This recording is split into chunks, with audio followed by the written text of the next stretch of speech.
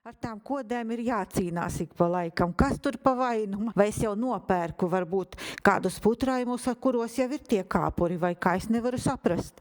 Tas ir pārtikas vilnis, tā nav koda, tas pārtikas vilnis ir, tā ir cita taurīja dzimte ir. Un, ja viņi ieviešās mājās, tad jāreiķina, ka viņi var iedzīvoties jebkurā pārtiks produktā, kas ir saistīts ar graudiem, tātad milti, tur ir putrājumi un makaroni, un arī ar sausajiem augļiem, un arī tējām. Tējām arī. Un stikla burka mani nepaglābs gandrīz, vai kā tur ir ar vāciņu es aizgriežu, un vienalga man tur ir, beigās ir tīmeklis un tie kāpuriņi. Jā. Pirmā pazīme ir tāda, ka tie graudi, jeb putrājumi, jeb tējas, it kā līd kopā. Tas nozīmē, ka tur ir kāpuriņš, kurš ir izveidojis tādus pavadienus un tur dzīvo. Tur ir faktiski viens variants ir pilnībā jāizrevidē virtuves krājumi, ne tikai virtuvē, bet arī visā mājā, un jāskatās, kur ir šādi te krājumi, kur tās daļiņas līd kopā. Aha. Tas nozīmē, ka tur ir pavadieni.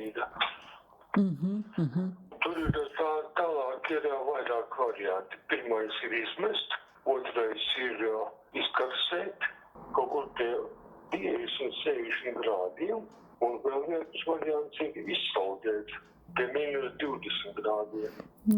To pēdējo variantu es lietoju, drusku saldētavā šo to ielieku. Un pēc tam, ja tur tiešām nav pārāk daudz, tad pārtikā tie ir lietojami droši, jo kukaiņi jau tur tikai olbaltumvielas viņi ir, tur nekādas slimības viņi nevar pārnest. Skaidrs, gaļa paliek gaļa, var sakot, jokoju. Tieši tā, jā. Jā.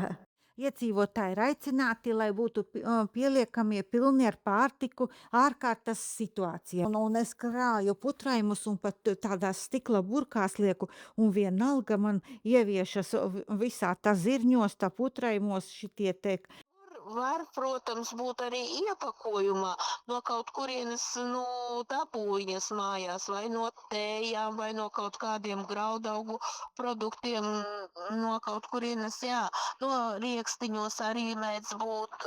Jā, man tajos zemes riekstos bija pilnīgi čaumalās iekšā. Tējās var būt un tā noslēgtā traukā, ja viņā nav bijis, viņā nevajadzētu attīstīties. Pareizi teicāt, ka auzu pārslas, ja ilgi glabās ārpus termiņiem jau, ka produkts vairs nav tas svaigums. Jā, var veidoties rūgtums vai kaut kas, bet to mēs jau ar garšu nosakām, kur taukaina kāda vide oksidējas produkts ar laiku, tā tas sanāk.